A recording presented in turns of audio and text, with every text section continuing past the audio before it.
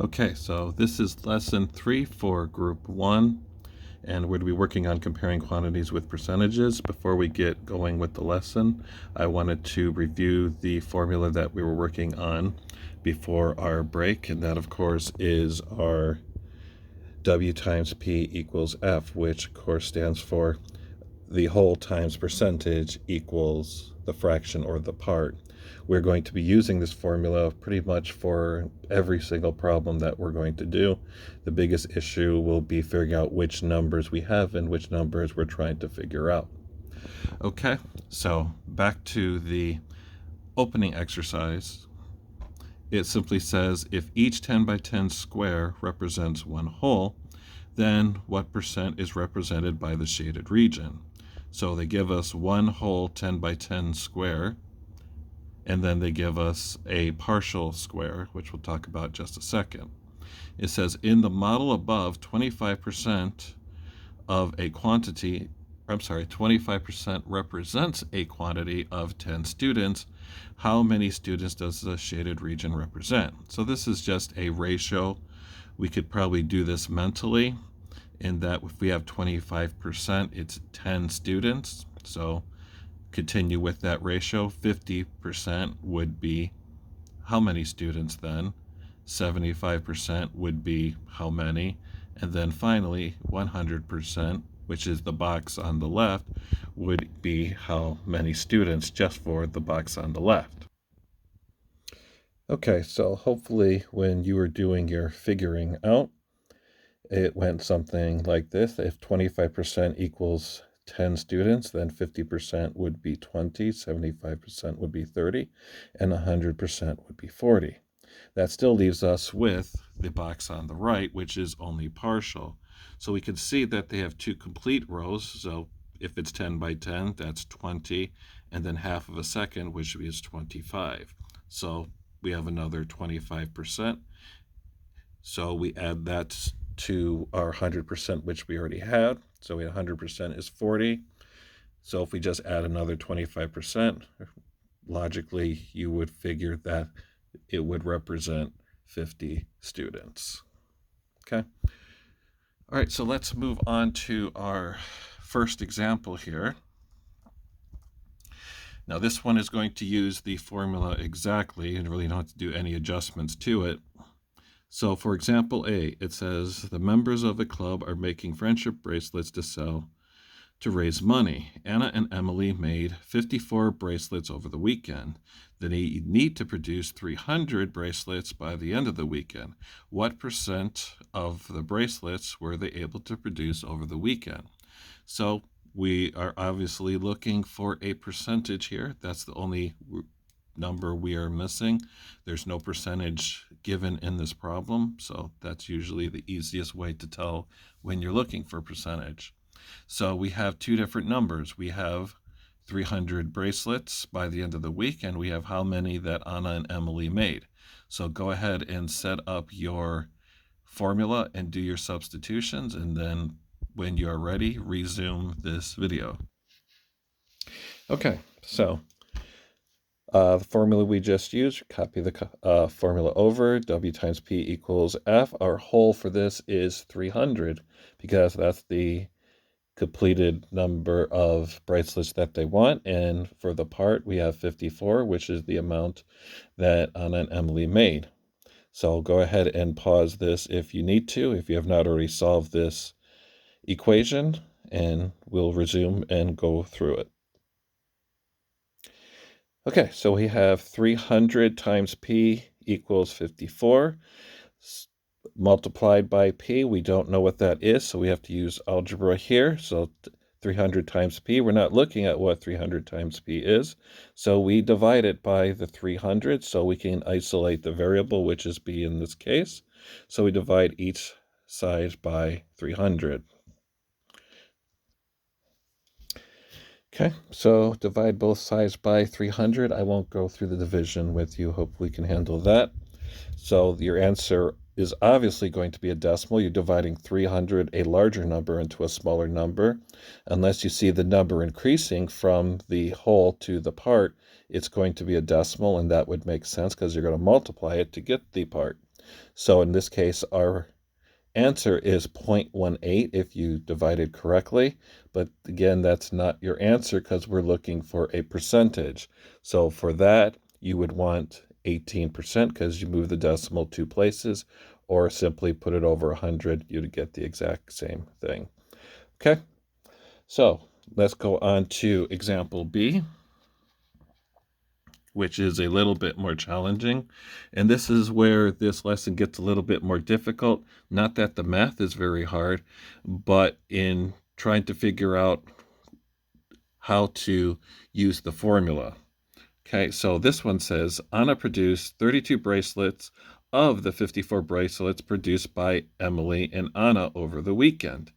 Write the number of bracelets that Anna produced as a percent of those that Anna produced.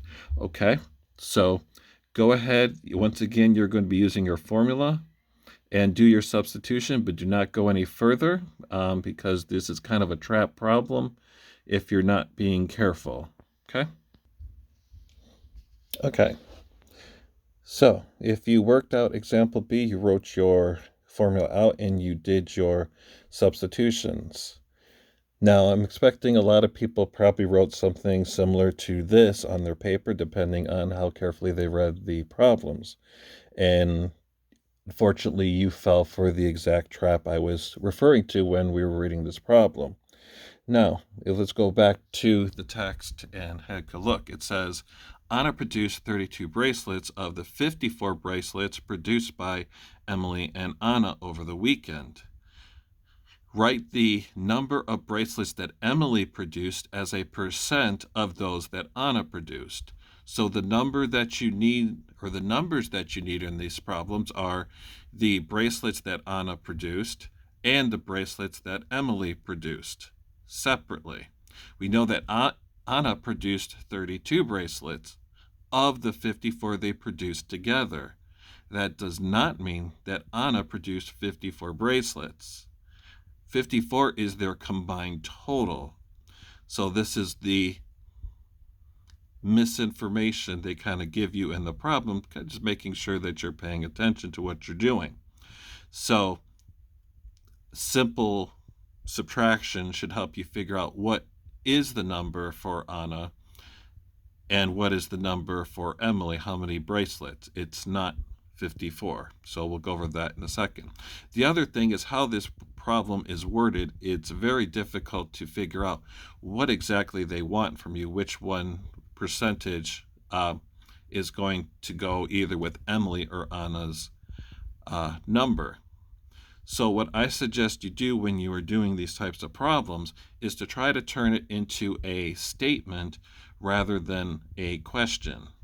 So for example, if you're looking at this, Emily produced a percent of those that Anna produced. Emily produced as a percent of those that Anna produced. Now, if you kind of say it to yourself that way, a percent of Anna, then you know which percentage or which number the percentage is going to go with and which one's going to go with the equal sign. So go ahead and try to write your equation again for this problem and do your substitutions, and then pause it, and then when we come back we will talk about what would be correct here. Okay, so here we are, and this is the correct equation that you would want to use. So the whole here, in this case, we, as the problem says, as a percent of Anna. Well, Anna produced 32 bracelets. So we have 32 times the percentage, which we're looking for, and then 22. That is what's left over from the 54 bracelets. If Anna made 32 bracelets and together they made 54, you just simply subtract the 32 from 54 and you would get your 22 bracelets. This is the difficult part of the problem. At this point, the math is pretty simple. And as you can see, you are once again going to end up with a smaller number because you're going to have to be dividing by 32. Go ahead and complete the problem, and then when you're done, resume this video. Okay, so 32 times p is 22. We can't do this. We have to use algebra here, so we divide by 32 on both sides. You get the decimal of 0.68, which is 68%, meaning that Emily produced 68% of what Anna produced. Okay? When we're doing these problems, for the most part, if you go 2 to 3 places past the decimal, usually that's fine. Some of these decimals will end and others will not, but that should be far enough to get a decent percentage. Okay, so let's go on to the next problem, which is similar, but the opposite. So it says, write the number of bracelets that Anna produced as a percent of those that Emily produced. So Anna as a percent of those that Emily produced. Same idea, but in the numbers on the opposite sides from each other. Okay, so for this one, you should be able to do your substitution and work this one all the way out to the end. So go ahead and do that, write the problem, do your substitutions, and then we will continue when you are ready. Okay, so this is basically what you should have, hopefully. We use our formula, W times P is F. This time with the percentage, since we want a percent of Anna that was produced, we have the 22 times the P, which is the percentage, equals 32. We divide by 22 on both sides. This time we're going to be getting a number that's greater than 1, and that makes sense. Since Anna produced more than Emily, it's obviously going to have to be a number that is greater than 1. If you multiply by a number that's less than 1, your number is going to decrease, and we want it to increase. So we get 1.45, which as a percentage is 145%. Okay, so let's go on. I believe next is the exercises, which are similar to this, similar idea. Just could be using different numbers, but the concept's still the same. So it says there are 750 students in the 7th grade class and 625 students in the 8th grade class at Kent Middle School. What percent is the 7th grade class of the 8th grade class? So what percent of is the 7th grade class of the 8th grade class? So again, try to think about this instead of using it as a question, which could be confusing. Think about it in terms of the 7th grade class is what percent of the 8th grade. So by turning it from a question into a statement, it gets a little bit clearer where your percentage is going to go, because you could do it either way. You could put 750 times P equals 625, and you could put 625 times P equals 750. The only way you'll know which one to do is by reading the question very carefully and trying to figure it out. That's really the biggest difficulty with these sets of problems. Okay, so once again, obviously we're going to be using that same formula we were doing.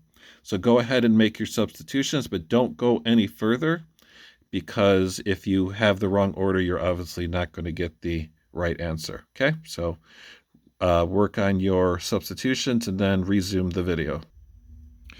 Okay, so for this problem, I kind of adjusted the formula a little bit, since the question reads, what percent is the 7th grade of the 8th grade class? And we changed that into the 7th grade class, which is 750, is what percent of 600, or the 8th grade class.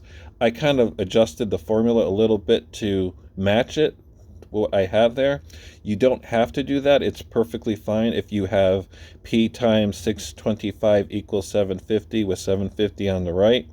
But at times you are going to run across where the answer or the single number is on the left side, and the work is on the right side, and you just kind of have to deal with it. It's not that big a deal. You treat it the same way as you would if it's on the opposite side. Okay, so anyway, back to this. We have 750 because that's the 7th grade class, and we want to know what percent P times the 8th grade class, which is 625, is going to give us the 750. What percent is that? So we're going to have to use our algebra, just like we do this whole unit or lesson so far. Divide by the 625 on both sides. Go ahead and work your problem. We come back, the answer will be there. Okay, so once again, I'm sparing you the division work, just dividing 625 into 750. You should know that you're going to get at least one whole out of that, which we do. So we get 1.2, the terminating decimal. That's works out pretty nicely. We move the decimal 2 places, and we get a percentage of 120%, which again makes sense. There are more 7th graders than there are 8th graders. So you're going to need a percentage over 100 so that you get a number that's greater. If we had a smaller percentage, like less than 100%, your number would go down. Okay, so let's go on with part B. This is actually kind of simple based on the work we did. So it says the principal will have to increase the number of 8th grade teachers next year if the 7th grade enrollment exceeds 110% of the current 8th grade enrollment. Will she need to increase the number of teachers? Explain your reasoning. Well, in the problem we just did, you remember, we got 120%. That's the number of, or the percentage of 7th graders to 8th graders. So we know the increase is 120% of what we got. So the answer is yes. Yes, they will have to hire another teacher. And how do you know this? Well, because 120% is greater than 110%. That doesn't require too much thinking there. Okay, let's move on. Okay, we're kind of winding down to the end here. So for this problem, it says at Kent Middle School, there are 104 students in the band and 80 students in the choir. What percent of the number of students in the choir is the number of students in the band? So again, we obviously are looking for a percentage. What percent of the number of students in the choir? What percent of the number of students in the choir is the number of students in the band? Just from reading that sentence, you should be able to plug in your formula and do your substitution. So I'll let you go ahead and do that, and then we'll go over it in a moment. So resume the video when you are ready. Okay, so as you see here, I once again adjusted the formula slightly to match up with how the problem is worded.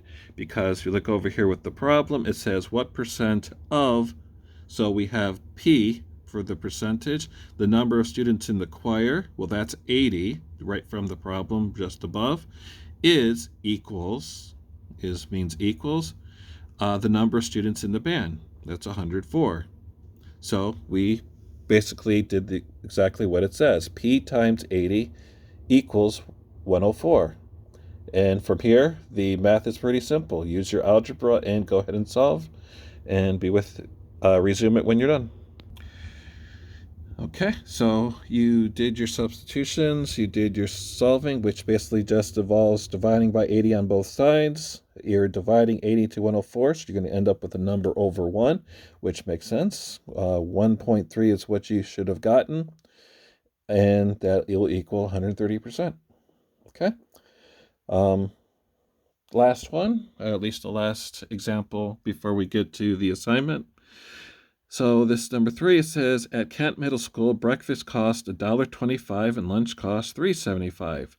Once again, here's the question. What percent of the cost of lunch is the cost of breakfast? So this one is almost exactly the same as the one above. You just have to read what the question says and substitute. So for this one, go ahead and solve it all the way to the end and end up with your percentage. Okay, resume this video when you've completed this problem.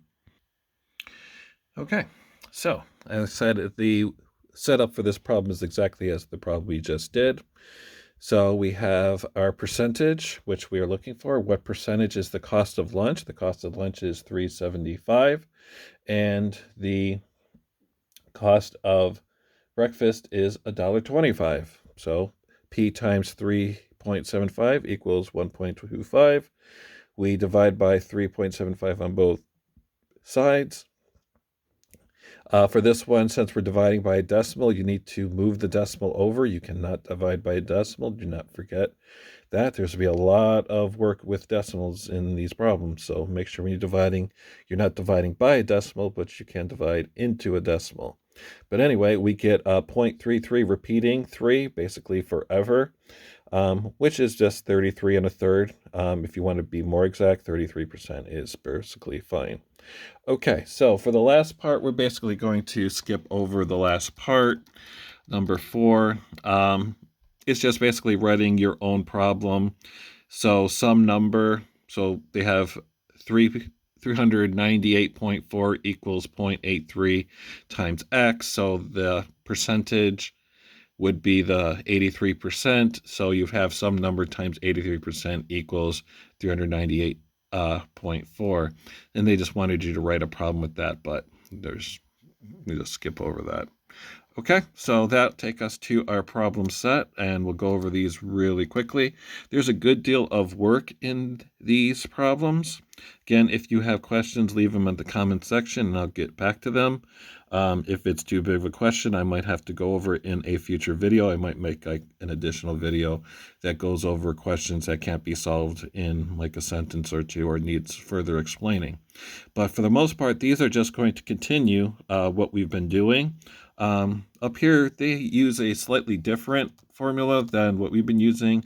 They say quantity equals percentage times whole, but it's exactly the same thing that we've been using. Okay, so over here, you just have to use our formula. So ABC, there's a number is what percent of 33? Plug it in. Just plug it into the formula, solve it out, figure out which number goes with the percentage. It should just follow what we've been doing. Number 2 is pretty much the same thing, except this time to give you the numbers at the top, you have to put in or figure out what percentage the one person's age is of the other one. There's a little bit of differences later on in the problems. You have to adjust the numbers a little bit, but nothing too difficult if you read the directions.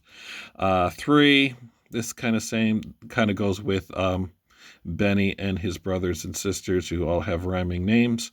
So just read the questions carefully.